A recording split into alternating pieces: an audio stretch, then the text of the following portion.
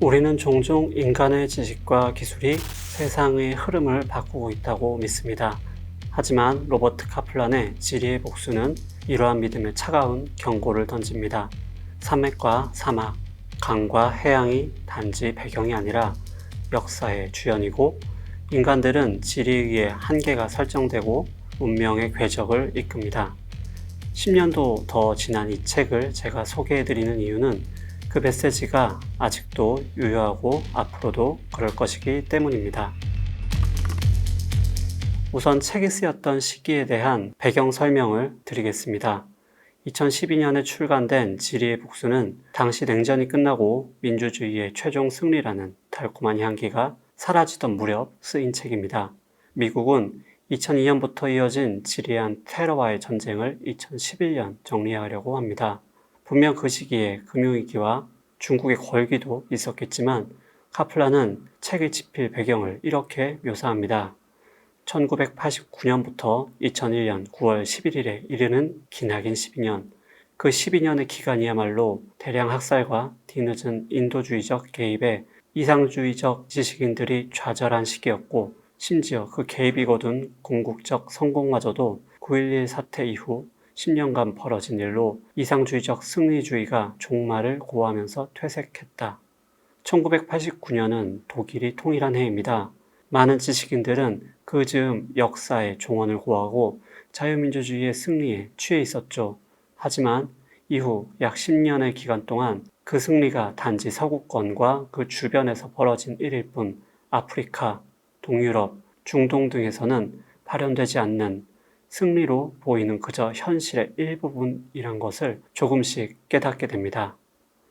그럼 본격적으로 책의 내용으로 들어가 보겠습니다. 책의 초반부에서 그는 고전적인 지정학 사상가들을 소환해냅니다. 프리드리 라첼, 할포드 맥킨더, 니콜라스 스파이크먼, 한 시대를 풍미한 이론가들로 여겨졌지만 카플란은 이들의 사상이 여전히 유효하다고 봤습니다. 성각자들이라는 챕터 제목을 통해 그들의 유산을 경배했죠. 예를 들어 맥킨더가 1904년에 제시한 심장부 이론은 동유럽과 중앙아시아를 지배하는 자가 세계를 지배한다는 주장이었습니다. 냉전 시기 이 이론은 소련을 견제하기 위한 서방의 봉쇄 전략에 지대한 영향을 미쳤으며 오늘날에도 나토의 동진이 러시아에 얼마나 깊은 불안을 유발하는지를 설명해 줍니다. 우크라이나가 끊임없는 충돌의 중심이 되는 이유도 같은 맥락에서 이해할 수 있습니다. 책은 성각자들이라는 챕터를 앞부분에 배치함으로써 독자들에게 지정학적 기본 지식을 전달합니다. 이후 그 지식은 바탕이 되어 호술되는 각 지역의 지정학적 특성과 현재의 상황을 이해하는 데 도움을 주게 됩니다. 여러 챕터들이 있지만 그 중에서도 가장 흥미로운 장은 이란의 축입니다. 이 장은 카플란의 분석 방식을 가장 잘 보여줍니다. 그는 사건을 중심으로 설명하는 것이 아니라 지형을 통해 문명의 흐름을 해석합니다. 카플란에 따르면 이란은 단순한 국가가 아니라 지형이 만들어낸 문명입니다. 산맥과 사막으로 둘러싸인 이란 고원은 지리적 요새였지만 완전한 방어선은 아니었습니다. 자그로스 산맥이 이란을 동서로 가르지만 동시에 이 산맥은 터키 방면으로의 경로를 제공하죠. 동북쪽으로는 중앙아시아의 사막지대를 통해 열려 있습니다. 이러한 구조는 고립을 방지하는 동시에 외세의 침투도 쉽게 허용하는 열린 지형이죠. 그리고 이란은 위치상 중동과 중앙아시아를 연결하는 국가로서 존재해왔습니다. 그러기에 카플란은 미국은 이란을 차단이 아닌 참여 전략의 대상으로 삼아야 했다고 주장합니다. 러시아에 대해서는 역사적으로 반복된 해상로 확보 시도가 지금도 여전히 목표로 존재한다고 봅니다. 또 브레진스키의 거대한 체스판을 인용하며 러시아가 인종적인 이익을 위해 왜 우크라이나를 얻어야 하는지도 설명하죠. 바로 4,600만 명에 다다르는 서구지향적인 사람들, 그로 인해 유럽과 단절이 아닌 연결 혹은 그 이상을 노릴 수 있다는 내용을 그는 인용합니다. 우크라이나가 없다면 러시아는 거의 전적으로 아시아의 제국이 될 것이기 때문입니다. 그러나 중국의 부상과 카자흐스탄과 같은 인접 국가들이 러시아와 중국 사이에서 외교적으로 능숙하게 균형을 잡고 있는 현실을 고려하면 러시아가 다시 제국을 건설하는 것은 쉽지 않을 것이라고 봅니다. 중국에 대해서는 풍부한 자원과 항구 근접성을 갖춘 지리적 이점을 지닌 축복받은 국가라고 평가합니다. 예를 들어 상대적으로 북위 50도선에 위치한 미국과는 달리 중국의 위치는 그 이남의 온대까지 이르르기에 기후적 다양성과 혜택을 누리는 지리적 이점이 있다는 것이죠. 이러한 점 덕분에 중국은 영토 확장 없이도 경제적으로 번영할 수 있다고 봤습니다.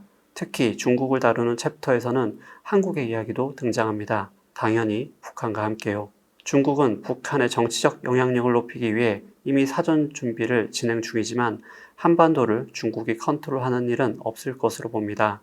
한반도가 통일이 된다면 그것은 대한국이 될 것이며 대한국은 일본, 중국 두 나라와의 역사적 악연으로 모두를 중화하겠지만 그럼에도 중국에 조금 더 경도되는 현상을 보일 것으로 전망했습니다. 그렇게 되면 미국은 한국의 주둔해 있는 미군을 일본으로 옮기게 되며 결국 일본이 다시 무장을 시작하게 될 것이라고 예측했습니다.